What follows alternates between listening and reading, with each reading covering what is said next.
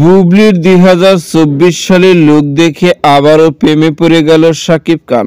আর viewers, বিস্তারিত জানতে চ্যানেলটি সাবস্ক্রাইব করে সম্পূর্ণ ভিডিওটি দেখতে থাকুন। সুপ্রিয় দর্শক, 2016 সালে চলচ্চিত্র জগতে পা রাখেন শবনম ইয়াসমিন বুবলি।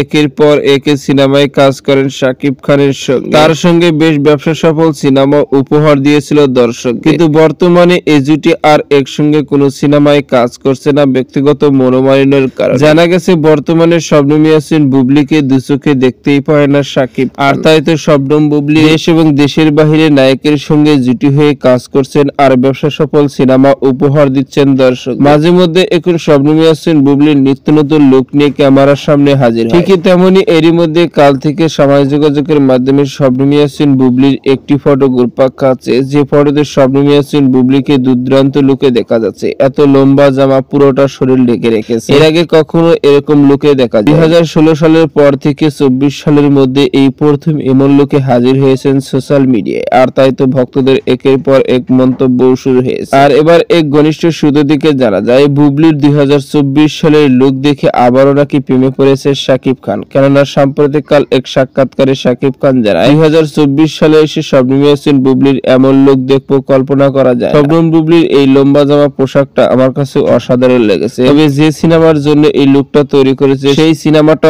অনেক সুপারহিট হবে, এমনই মন্তব্য করেছিল শাকিব খান। আর এই মন্তব্যই শুনে ভক্তদের এক ধরনের মন্তব্য শুরু হয়েছে, হয়তো বুবলিকে 2024 সালের এই লুক দেখে আবারও প্রেমে পড়েছে শাকিব খান। তো সুপ্রিয় দর্শক, ভিডিওটি আপনার কাছে ভালো লাগলে একটা লাইক দিন। নিত্য নতুন ভিডিও আপডেট পেতে চ্যানেলটি সাবস্ক্রাইব করুন। অসংখ্য ধন্যবাদ ভিডিওটি উপভোগ করার জন্য।